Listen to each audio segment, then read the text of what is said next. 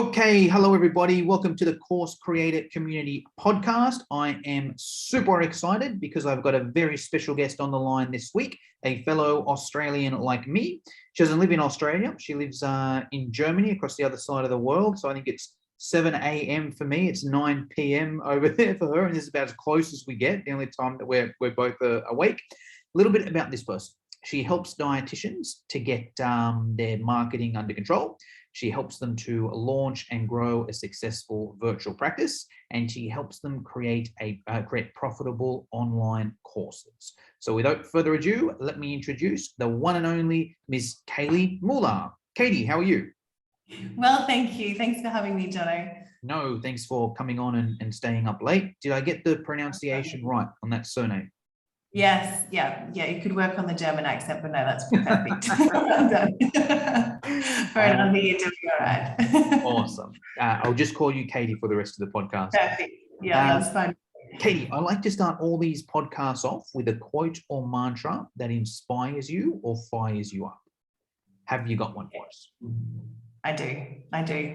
I would have to say it's people will judge you no matter what you do, so you may as well do what you want. I love it. It's kind of like, there's a good quote that I used to, or one of those memes going around the internet. It was kind of like, too short, too tall, too fat, too skinny, too monthly, too muscly, too confident, too shy. Like, you're always going to be too for something. So just, be yourself and be happy. So I love that. Katie, I've been following you for a while now. I've got a pretty good idea of what it is. It's very impressive what you've done and what you've built. If you could explain that for the listeners, and take your time here, right? Don't give us the 60-second elevator pitch. Spend the next kind of 10, 15 minutes. Let us know in detail, what is it you do? And more importantly, how did you get to the position to do that? Yes, absolutely. So, first of all, what I do now is I work predominantly with dietitians and nutrition coaches, teaching them how to get marketing confident online, how to create profitable digital courses so they can attract more private paying clients. So how I got there was, I am a dietitian, and that's where I started. So I started my own brick and mortar practice in nutrition and dietetics, as most dietitians do when they want to go into business for themselves. And with the traditional model of selling sessions, so having appointments, trying to fill appointments, the only way we really know how to do business, what we're used to. So I did that for a few years and then realized how draining it was on my time and on my freedom and my lifestyle, having to work Saturdays and after hours and cater to people's preferences for when they wanted to come in for appointments. And especially running my own business, needing to have enough appointments available that it can be profitable. So having to work to actually see clients and therefore make an income. So I did that for a few years, but found that business model and that trading time for money very draining and unsustainable. More than that, it wasn't scalable. So, because you only have so many hours in the day. So I decided to shift online, and that's really what sparked my interest in digital marketing initially. I went and did some different training courses, some uni short courses and different things like that to upskill in digital marketing, and really enjoyed it. Found that I had a little bit of a knack for digital marketing, and because I loved it as well. So it worked quite well in the end. So I ended up taking my brick and mortar practice completely virtual. Just one question there, Katie. You were doing the online marketing courses to grow the brick and mortar business at that stage, right? I was doing a bit of social media, but I wasn't taking it all that seriously. I think I didn't quite understand the power of digital marketing and social media back then. I was doing it because I felt like, well, that's what you're supposed to do to market yourself. But then when I really got fed up with that business model and the trading time for money, and I saw other dietitians who had started online at a similar time to me just taking off, their following's growing, seeming on the surface like their businesses are thriving as well. So I thought, well, this this must be possible. There must be a way that I can do this too. So that's what made me take digital marketing and social media a little more seriously and do some more courses and learn more about it, and take a deeper dive. Right. So yeah, in the end, I ended up going completely virtual. I sold off the face-to-face practice and only saw clients online through a digital course with a membership site. Spend a minute there, Katie. So run us through, and also year-wise, what year was this? So I started the face-to-face business in 2010. Yeah. September 2010 to be exact. And then around about 2015, that's when I've got 3 kids. So I was having my second child in 2015.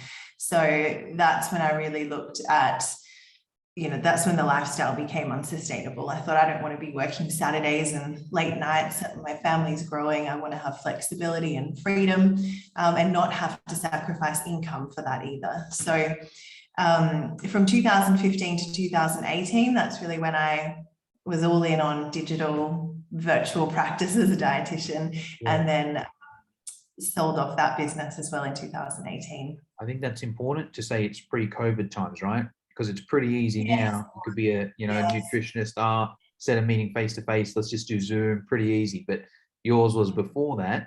And also it sounds, let us know a little bit more what that model was. It wasn't just Zoom sessions, right? It was more leverage. Is that right? Or run us through when you first went online, what did that look like? Yeah, it wasn't just Zoom sessions at all. In fact, that was not really at all what I did. So it was an online membership platform. And so there was coaching available within that, but it wasn't the core offering. It wasn't the core product. The course was a platform where I was a bariatric dietitian. So for those non-dietitians listening, weight loss surgery, lap band surgery, sleeve gastrectomy, those sorts of things. So it was an online platform to support people post those operations with fitness and exercise, gentle exercise, recipe ideas, as well as just upskilling them on nutrition and supplementation and those sorts of things after surgery. So it was a content library of a recipe library, nutrition trainings, paired with an exercise physiologist, and we did fitness lessons that they could follow along inside the portal. Gotcha. And let us know a little bit more about pricing. What was it priced at? Yeah, so it was $27 a month initially when I first launched. And then after a year, that went up to $49 a month, and that's where it stayed. Gotcha. And members, how many members do you have in there? In the end, when I sold it, I had just over 300. Wow. Okay. So there's going to be a whole heap of people listening to this being like, how did she get 300 members in there? Let us know that story. And maybe if you can let us know, I guess, how you created the content as well. So it's because let's talk about that. Was it like, all right, I'm going to create all this content and now I'm going to launch it? Or was it like, I'm going to launch it with no content and slowly build it? Let us know kind of those two things in there, creating the content and then also launching and marketing as well. Yeah, that's a great question, because now looking back, and coaching other people to do similar things, to build memberships and build courses, I can see myself in them. The way you think is so different when you've been through it. So yes, initially I thought that I had to have it all filled out, and I had to have, a really full looking platform in order to make one sale. And I guess that's that imposter syndrome and lack of confidence that, if it's not looking like I've been doing this for a long time, then people are going to feel like the value isn't there. And so I hired a coach, actually a business coach at that time, to help me get this off the ground, because it was really it was a make or break for me. Like I went all in, it had to succeed. So I hired a coach to help me who had been there before and knew a little bit more about what they were doing than I did. So as much as their advice scared me to create, their advice was to create 3 months worth of content and then launch. And so I felt like the platform looked a little bare. It wasn't what I would have done. I probably would have had 12 months of content in there. But I did it. And the first lot of people in were really, really happy. I had on the first sort of soft launch just to my existing client base, I had 50 people in there pretty quickly, and they were all really happy. So it didn't, there wasn't any disappointed customers or clients like I thought there would have been. So I guess to answer that question, you definitely don't have to have everything exactly how you see it being in the very end just to launch. And I think often we can hold ourselves back from launching by trying to create everything and have everything exactly how we want it. I really believe a course should always be a work in progress, because you're always learning and innovating and learning more about what your members or your clients want, what's working, what's missing. So you should really always be adding and tweaking to make the course the best it can be. 100%. I think there's a few good points in there. I think firstly, I like that 3 months, where it gives you enough of a buffer. So like if you've got 3 months of content, okay, sweet. You know, you just always need to, then you're ahead, and it's like, all right, every month I'll just create another month, another month, another month. I can even miss a month. I've still got a bit of a buffer there, you know? And then it gets to the point where it's like, okay, now if someone comes in, there's 6 months of content, there's 12 months of content. And it was a very easy way of doing, or not, it was a easier way of doing it. And I think the other key as well is like the validation side of things. Because if you create 12 months of content, there's no guarantee someone's going to buy that. And then you've created 12 months of content and you've wasted 12 months of your life. At least with this way here, it's like, okay, here's 3 months. Okay, if it doesn't sell, all right, it sucks, but it doesn't completely suck. I can just tweak a little bit and then go again, tweak a little bit and then go again. In your case, it did work well off the bat. So it's like, great, 50 people. Now let me make it better each time. So I love that. So to get from 50 to 300, how long did that take? That took a little under a year. Okay. A little under. Yeah. Tell us about that, because that's pretty cool. 300 members in less than a year. Yeah, I was really, really happy, especially for such a niche area. You know, people after weight loss surgery, it's not a massive market.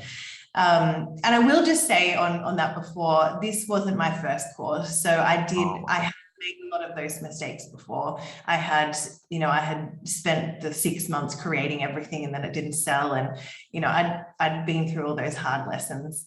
So yeah, I just want to point that out, that I did have a little bit of experience behind me. But yeah, so to get from 50 to 300 members, well, what I did was I set up a digital marketing funnel, essentially. You know, we'll sure know what that is by now. It's been around for a long time, but back then it was sort of the new kid on the block. And what worked for me was a free challenge. So I obviously you need a lead magnet or something to deliver value, and I'm a big believer in serving before you sell. I can't stand any of these sort of really sales pitchy type approaches to selling. So I knew that I had to create an opportunity to show my ideal clients and the ideal members of how I can help them and the benefits that would be in the membership. So I put together a free 3-day challenge. And in that there was like little meal plans. It was essentially a mini taste of what the membership was like, what the actual program was like.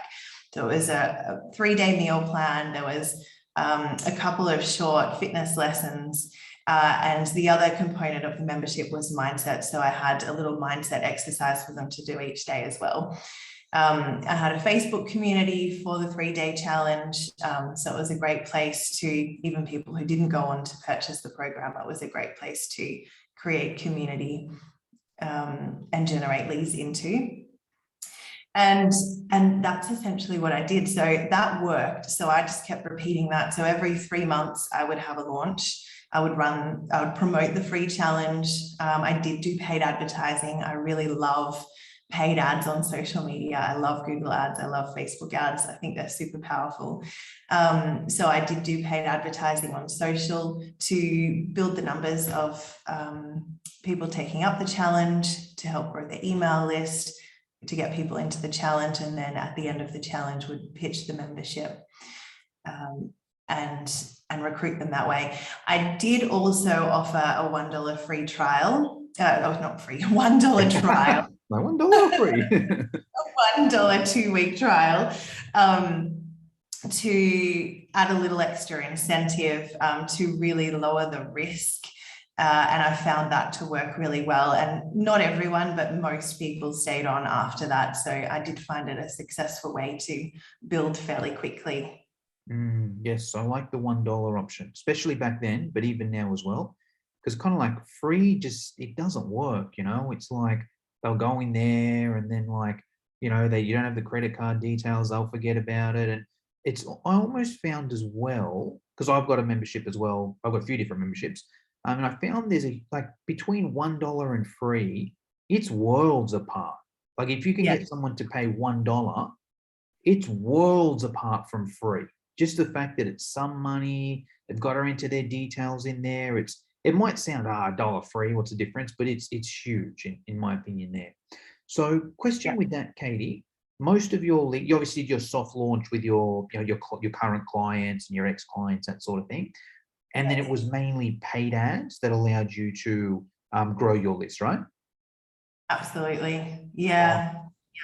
Couple questions with that. Major one is around pricing. How did you kind of be like, all right, cool, you know, I'm going to spend X amount of dollars on Facebook ads and know that it's going to be worth it for me? Did you have any calculations there or any sums there, or what did you do there? No, and again, probably back now, I probably should have had a lot of that mapped out, and I didn't. But you know, at the same time, I think, you know, it's a bit like launching with just a few months of content instead of a full course. You really don't, I honestly attribute the success I've had so far to just getting in there, just taking action. I don't necessarily know the next step or really all the time what I'm doing, but I'm happy to get in and sort out the problems as I go. So really with the paid ads, I just went all in. I spent way more than I maybe should have, but that was probably learning initially. Can I ask how much, do you remember how much you spent initially? Yeah, it was close to $5,000. Oh, wow. Okay. Which for the sales I got was not that good. Yeah. I definitely lost money initially, but I learned a lot. So I did throw a lot of money at the wall, learning about the importance of targeting and warming up audiences, all of those things that, I probably should have had clearer numbers in my head and approached it much more strategically, but I didn't. I really just went for it and then tweaked as I realized that it was costing more than I was making. Well, it's a way to learn as well, right? It's kind of, and probably the better way to learn. You can either pay someone to teach you, or you can do it yourself. Both of them can kind of work, as long as you learn from it, right? You won't just saying, all right, I'll boost a post for $10 and, you know, see what happens. You know, like really might not work. You might not learn anything. At least you put $5,000 in. You got to learn pretty smart what works or what doesn't. And then from there, Katie, did you dial that funnel in a little bit more? And you're like, all right, cool. You know, I know that if I spend X amount, I get X amount back, or anything like that. Yeah, absolutely. I stopped wasting money. Essentially, I refined who and took more notice of what ads were actually performing, which targeting was working best. And yes, definitely refined that and optimized the campaigns. I found that most of the members were coming from the US, so I stopped marketing to Australia, which wasn't converting very well for me then, and put it all into the US. So yes, I did start to pay much more attention to the numbers, like I should have from the start. But I think you're right. You know, it's just because you're not sure of exactly what you're doing, it shouldn't stop you from getting in there and having a go. But I do want to point out, because I run ads with my clients now, and I knew that Facebook ads was what I wanted to do. I knew that paid advertising on social was the strategy I wanted to master. So I think you have to really, because it's not easy and you can lose money initially. And I think even if you feel like you know what you're doing, or you have someone teaching you know, things can still not go to plan. So I think you really have to decide, is that the strategy that you're going to stick with? Because you have to be able to ride out those hard times when it feels like it's all falling apart, or when your ads keep getting disapproved, or like even I had my entire Facebook account shut down, even my personal account, I couldn't get in anymore. So it was a nightmare. And so you have to be able to move past all of that and not let it stop you. Yeah, I think there's some really good points there. I'm a huge fan of paid advertising myself. I like both because I like the advantages and disadvantages of both. The reason I like paid advertising is it's the most time efficient. It's kind of like if you do it properly, and it always takes a while to learn, but if you hit a good Facebook ad, like in my space anyway, if I hit a good Facebook ad, I can do absolutely nothing for a month or two and just watch the leads pour in and the sales pour in. Let's use another example. Maybe you're an Instagrammer or a YouTuber. It's quite time intensive, right? If you're an Instagrammer every day or a couple of times a week, you got to create content, and then you got to do it again the next day, and the next day. The flip side to it is the money side of things, right? If you're doing something like Instagram or YouTube, you spend your time, you don't really need to spend any money or a lot of money. On the Facebook ads, you don't need to spend a lot of time, but you're paying with your money there. So the way I look at that, it kind of depends what you got more of as well. If you got a lot of time, you're short on cash, okay, organic might be better. If you're short on time, you got a bit of cash, okay, Facebook ads may be the better option. That's why I like it there. And yeah, I think you hit the nail on the head where you really got to learn it. It's a new skill set. Like it's not one of those, especially it's getting harder and harder all the time. You know, like maybe when you started, when did you say you start? 2015 or something? Yeah. It was easier then, right? In your opinion, what would you say? Yeah, way easier. Yeah. Way easier. Yeah. Even just in the last 12 months, running ads has become a lot harder in terms of the privacy restrictions and how much that targeting and the compliance, the cost per lead. You know what? When I started, Katie, I used to get leads for $1. Yeah. Oh, mostly under $1. Yeah. Back then, right? Not now, you're saying? Back then, yeah. It's like, that's the biggest mistake I've ever made in business. I was getting leads for $1 and I would just put like $10 a day on, you know, not even, I put, something like, I think it was $50 a week or something, you know, and I get like 50 leads and I'm like, oh, this is great. You know, little did I know I should have put 500 on there and got 500 leads and I'd be in a way better space. But yeah, I think you hit the nail on the head. Like 10 years ago, or 5-10 years ago, or say 6 or 7 years ago, you could pretty much go on yourself and learn and it would be okay and you get half an idea. Now it's way harder. You kind of got to go all in and you got to be prepared, in my opinion, to lose thousands. You know, maybe you get lucky and you hit it out of the park at the start, but I'd say that's a rarity. You know, if you're going to go in Facebook ads, kind of like, all right, I'm going to be willing to lose thousands of dollars or to eat thousands of dollars to learn from it. So that's my take there. Okay. And then you pivoted, Kate. You're like, okay, I got this, successful membership here, but now you don't do that anymore, right? Now you teach other nutritionists to do something similar. So let us know about that. How did that occur? Why did that occur? Yeah, exactly. Well, I really lost interest, to be honest. I always loved the digital marketing, the side of growing my business more than actually creating the content and being the dietitian.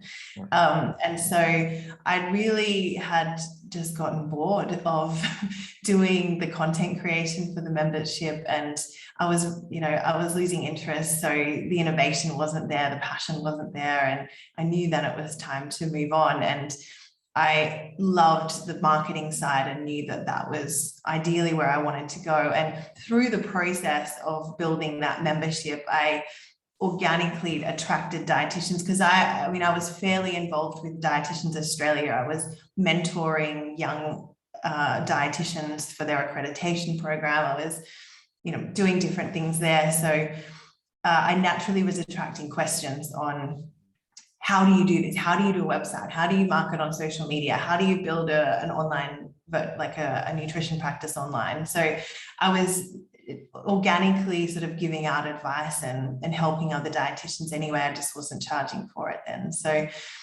I thought, well, there seems to be an interest here. Maybe this could be an opportunity. There was other people succeeding in dietitian business coaching. So that was proof as well that this could work. And so that's when I decided that, yeah, it was time to move on. My passion was no longer in being a dietitian, and I could do digital marketing every day, teach it to other dietitians and help them to get out of the same trap that I was in, where you can't scale, you can't grow, you have to see clients, you have to sell clients into every single session. It's draining.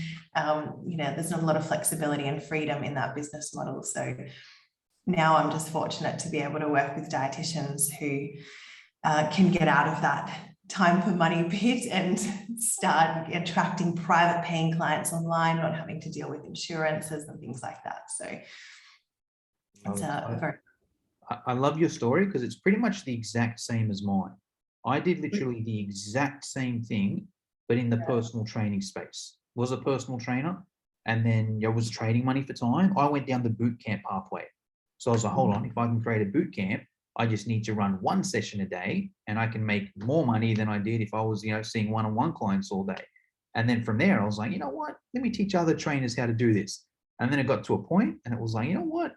I enjoy teaching the trainers more than I enjoy, the other people teaching the people here, and I'm making more revenue over here as well. So, see you later, buy a fitness business. And then I've even done again with the course creator community, where it's like, you know what? Now I'm starting to get a bit bored of teaching the fitness trainers fitness stuff. Now let me teach other course creators. And I think I can see you going down that way as well, right? Do you think that'll be your next step, Katie? Maybe, but yeah, I don't know. I love my clients. I love my dietitians, but maybe one day I'll expand and broaden my horizons. Awesome. Now, and then when you launched this new business, was it essentially the same sort of thing where you're like, right, I've got this framework now that I use to grow this membership. I'm just going to do the same thing, but change the niche. Yeah, exactly. But things were different. And I think, like how you mentioned, it was pre-COVID when I grew the nutrition business. The story on Facebook ads, it was a lot, like you said, it was a lot easier. Yeah. It was very different then to what it was when I launched this business. So I had teething problems really launching the coaching business. To be honest, it wasn't smooth sailing. The first year was a complete disaster. I made I made really good money, but I attracted all the wrong clients because of my ad campaigns. So I did try and use the same strategies and realized that this was a new market, this was a new business, this was a new offer, a new price point, and I couldn't just copy and paste what I'd done to build a coaching business to do, what I did to build a nutrition business. I couldn't necessarily do that to build a coaching business. So the first year was a complete disaster. So Dietitian Digital was actually a rebrand of what I originally launched with. So I came back and launched that post-COVID. So that was right after COVID. I launched in May 2020. Gotcha. So right after COVID. Exactly. Yeah. Awesome. Okay. And what was and I'll share my 2 cents there as well. So I found my first switch, I could actually do the exact same thing. So when I went from running a fitness boot camp, I used mainly Facebook ads and my local network to grow that, and mainly via a sales call funnel, where it was like, right, let me run an ad to everyone in the local area, and just say, hey, I'm running this boot camp, enter your details here if you're interested. Whoever entered, I'd give them a call, say, hey, this is what we do. If you want to come down, blah, blah, blah. If they sign up, great. If they don't, if they go into the email list, email market from there. Then when I started personal train for running the courses for personal trainers, the price point was pretty much exactly the same as well. Like it was $500 for the fitness boot camp, and it was $500 to do the online course. And I would use this, like obviously change the copy and the image and all that and the offer, but it was essentially like Facebook ads. Instead of just targeting to my local area, I could now target just personal trainers. Do you like Fitness Australia? Do you have personal trainer in your job title? And I could use the exact same thing. But when I transitioned to course creator, the methods were actually quite different. It wasn't quite as easy to run that Facebook ad to the course creator community. And also the phone funnel didn't quite work, because like if you inquire for a fitness boot camp, you expect the trainer to give you a call and, talk to you, if I'm running my Facebook ads for personal trainers, because they run a local fitness business, they've always got their phone on. You know, they're hoping they're going to answer their phone because they're hoping it's a client calling them to give them business, right? But online course creators, they don't answer their phone. They're on the online space because they hate being on the phone, you know, and they want everything automated. Why are you calling me? Like, set up a funnel with automations and bots and that sort of thing there. So I had to, you know, change my marketing strategy there. I'm curious the changes from your side of things. You know, what you looked at and you're like, hey, I'm going to do the same thing. It didn't work. What now works in that space? So what do you have to do differently? Yeah. So I when I launched the coaching business, I thought, well, I'm going to run workshops, live workshops. That was a popular model at the time. I'd been to quite a few and brought coaching programs from workshops, and it seemed to be working. I thought, I can do that. And dietitians like workshops. They like attending professional development seminars. So I thought this could really work.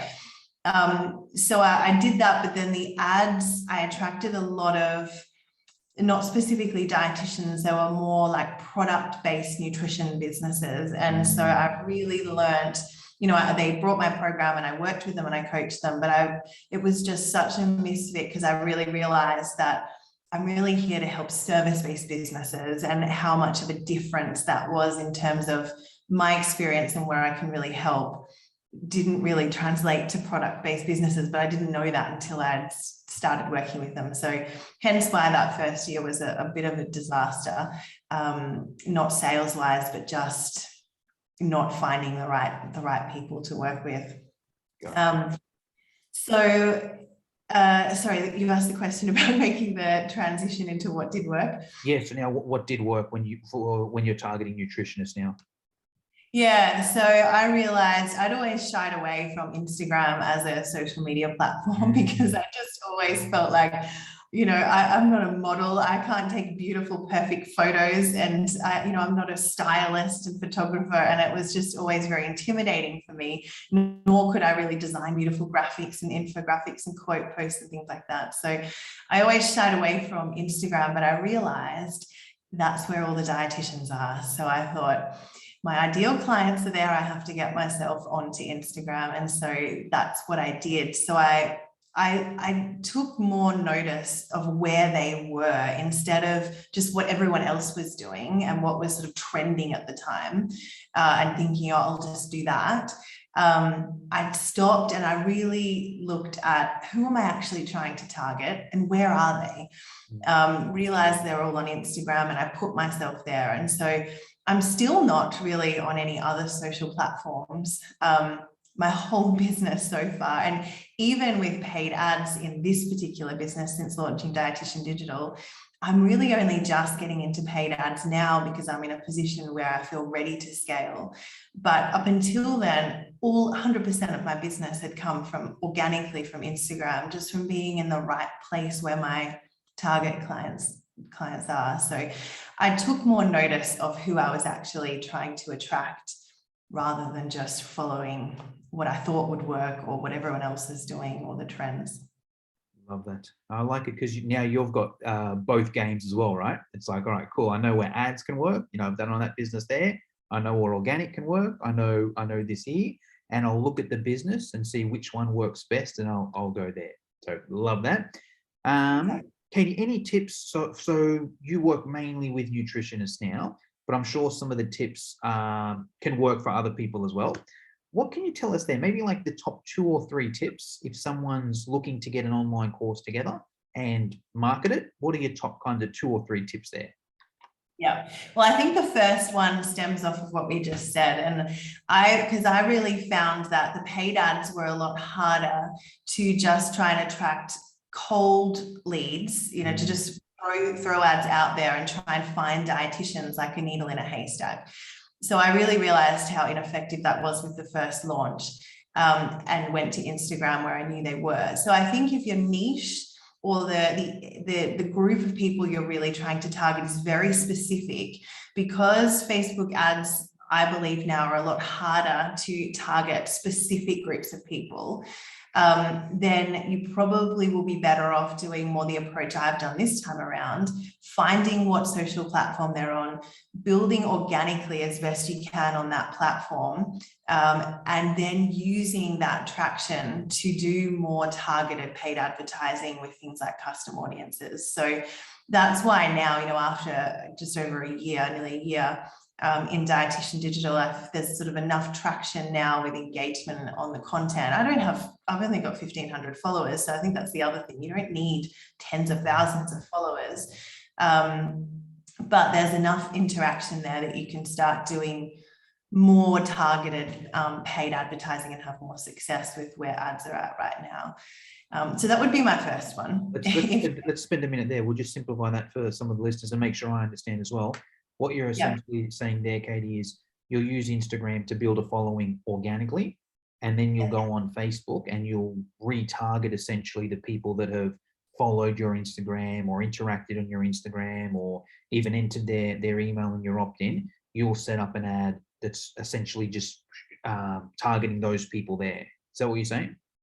Exactly. So not only those, so also building an email list organically from Instagram as well. So focusing on building the following, building the engagement, really trying to get lots of visibility, views on videos as well. That's another way we can pull audiences on paid ads. You can also use your email list. You can use the page engagers and followers. More powerful than that, I think, is the lookalike audiences. So that's why you don't need tens of thousands. I can pull 1,500 or a pool of 1,500 to 5,000 of page engagers in the last 3 months, and then do a lookalike audience to get better targeting to more people. So you can't do those lookalike audiences unless you have that foundation audience to create it from. So that's where it can become more powerful, I think, with where Facebook ads is at now, where interest-based targeting, if you have quite a specific group of people you're trying to target, can be quite challenging.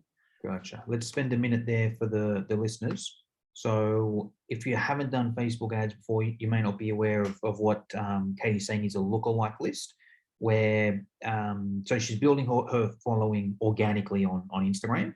Not only will she retarget those people there, but there's an option where you can create a lookalike list. You can say to Facebook, hey, here's my followers and engagers and video viewers and however you want to target them. Show it to a list of people that look similar to this thing here. And the advantage of that is you don't need to worry about interests or anything like that. Facebook's got a heap of data on people. So they just look at that list and they're like, all right, let's show it to similar people there. So yeah, love that there. So, okay, that's the first tip. What's the next tip, Katie?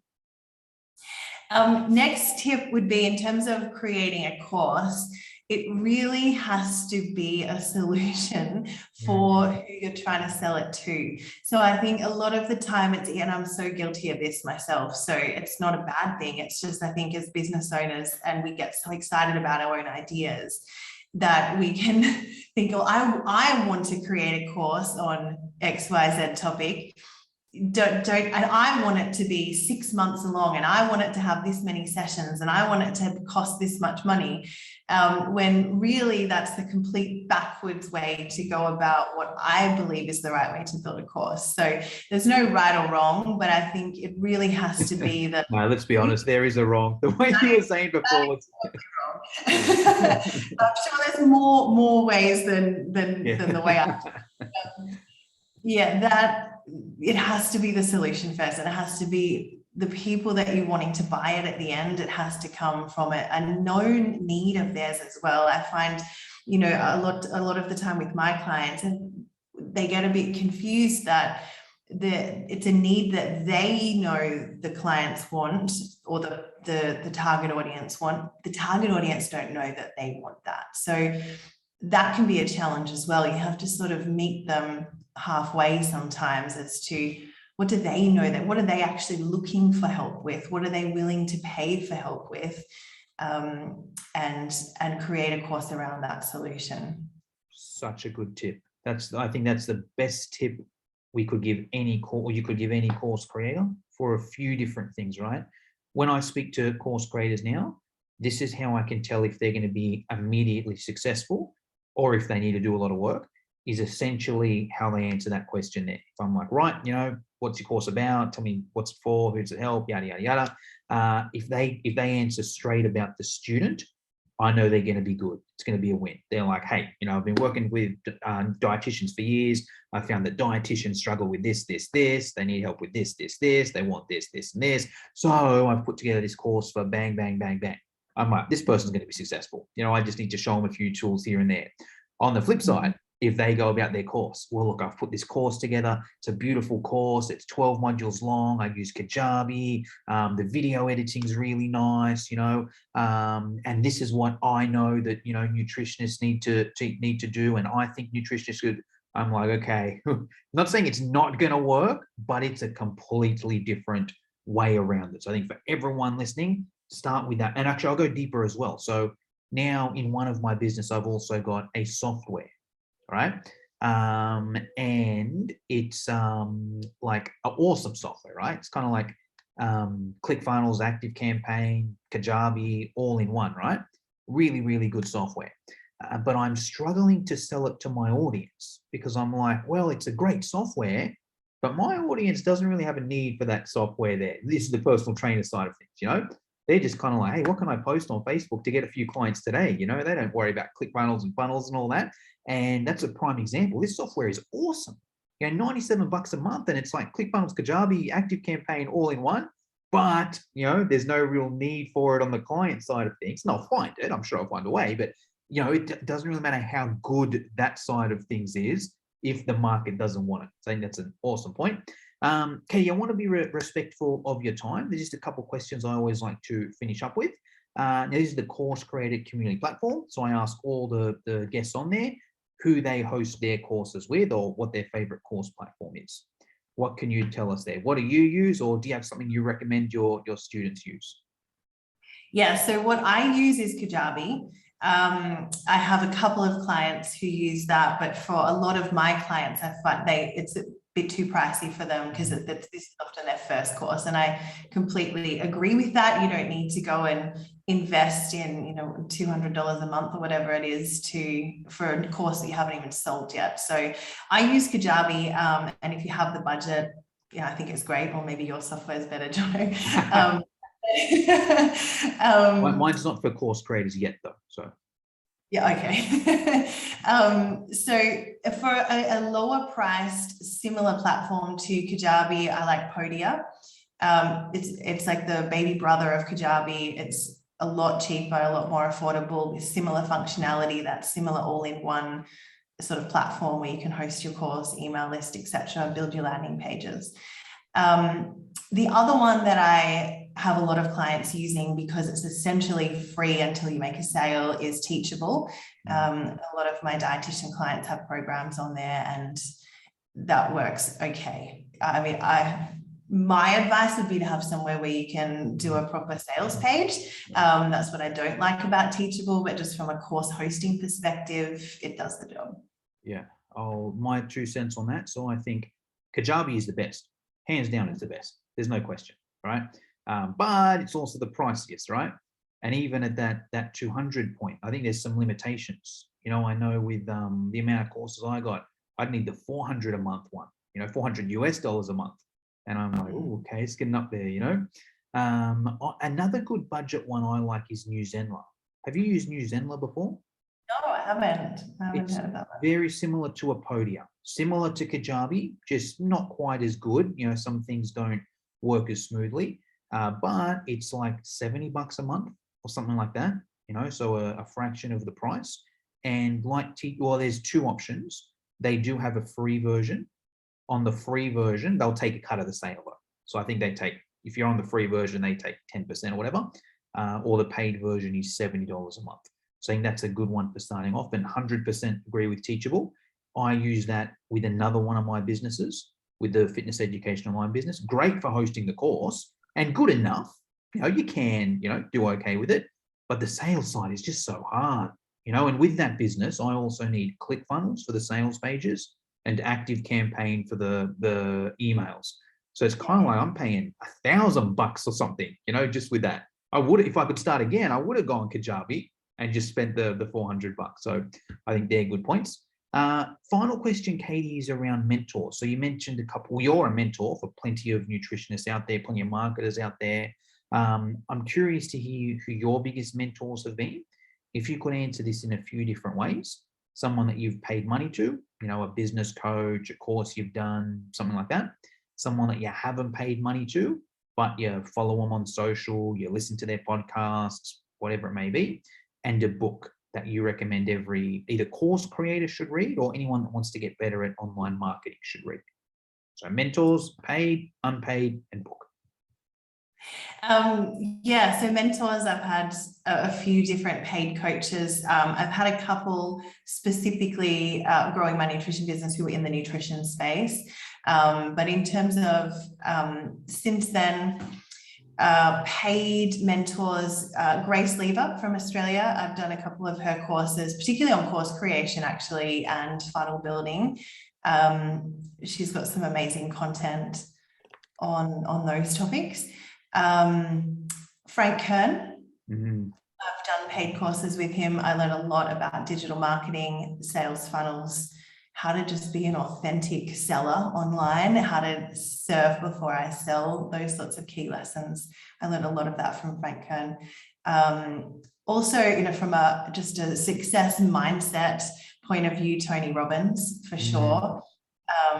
His courses online and in person, now and again, I think everyone can do with those little pick-me-ups and pep talks to get the confidence going and to innovate and to push yourself out of your comfort zone.